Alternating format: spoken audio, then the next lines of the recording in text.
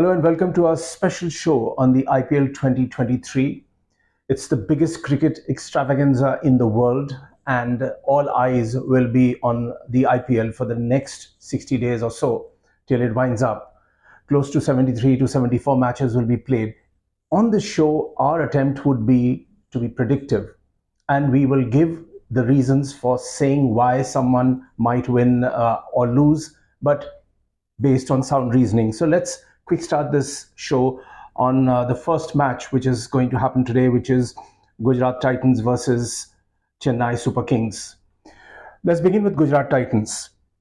So GT is being led by none other than Hardik Pandya. He was made the captain in the last season and he gave them the title. It was a tremendous achievement from possibly one of the best all-rounders in India at the moment. So Gujarat Titans, where their batting lineup is concerned, they have quite a few marquee names. Hardik Pandya himself is in terrific form. Then David Miller, Shubman Gill. And their ability is rock solid in the middle order from the numbers 4 to 7th.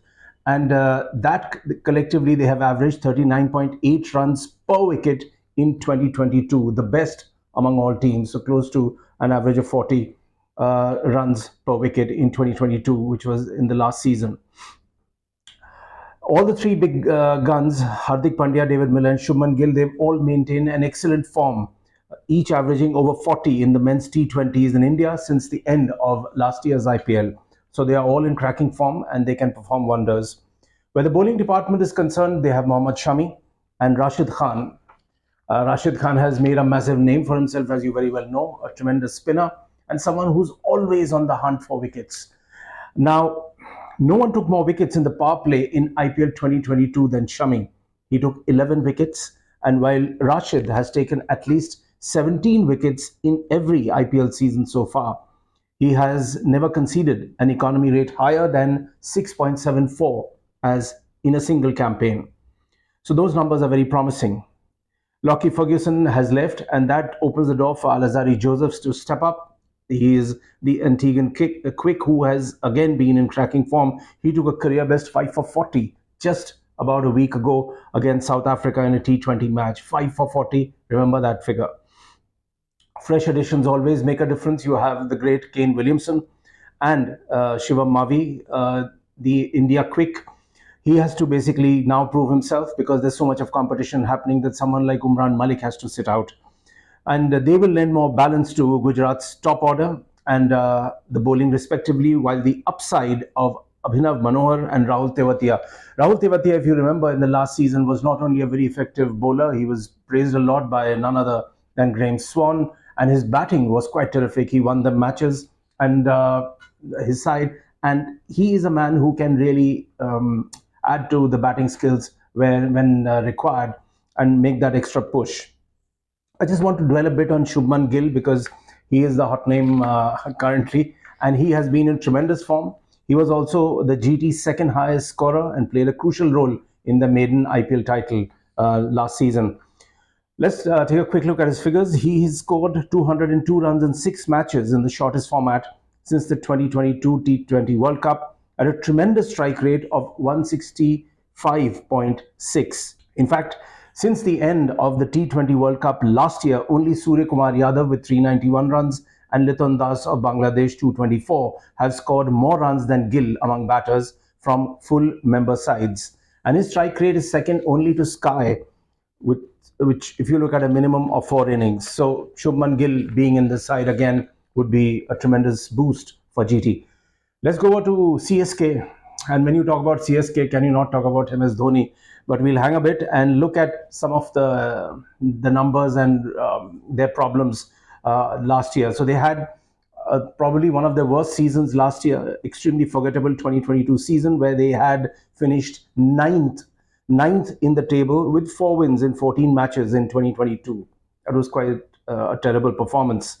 And another disadvantage that they may face this season is that there will be home and away matches.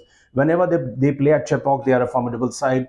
Dhoni relies more and more on spin, and he can go up to 12 to 14 overs with spin, only give about 6 overs to the quicks. And of course, with all his captaincy skills and the field placements, he does a lot of magic. But now they'll be playing a lot of matches away from Chepauk, and that is where the crunch will come. That's the way I see it. Their death bowling, the way I look at it, is being considerably weakened. They had let go of Dwayne Bravo, who could do a lot of magic in his best days, both as a bowler and as a batsman. And the young Mukesh Chaudhary, who was picked up, he's been the latest victim of injury. He's been unfortunately ruled out of the entire IPL. Another huge marquee name is Ben Stokes. They picked him up for 16.25 crores. But Ben Stokes is, again, as you know, is absolutely one of the greatest all-rounders in the world, but he won't be bowling in the initial stages. And that information has come from Mike Hussey, the CSK batting coach, because Ben is currently recovering from some form of knee injury, so he will stick to the batting. We won't see much of his bowling. That, again, is a demerit for CSK. So what are their death bowling options? We are looking at Dwayne Pretorius, spinner, Mahesh Tikshana, and the replacement signee is Magala, the fast bowler from South Africa. These are names which are not really feared, so Dhoni has to basically figure out what is he going to do with them and how they will be utilized. Of course, again, his reliance on spinners will be paramount. As I was saying earlier, that where CSK is concerned in Chepauk, close to 12 overs, Dhoni likes to be managed by the spinners, and that when he's away from Chennai, he would and might have a problem with the death bowling. Dhoni again will be making the most of the impact player rule. How he uses that impact player, which is a new introduction in this IPL, remains to be seen. And since he's such an astute and clever captain, we would watch out for the way he would bring in that substitute player, which is also known as the impact player.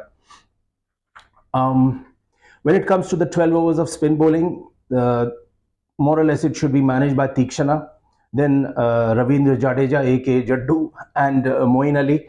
Jadeja and Moeen Ali are fantastic names. Moeen Ali can also ramp up as a batsman, as we know, but here we are talking about the bowling and who the death bowlers will be. That needs to be figured out.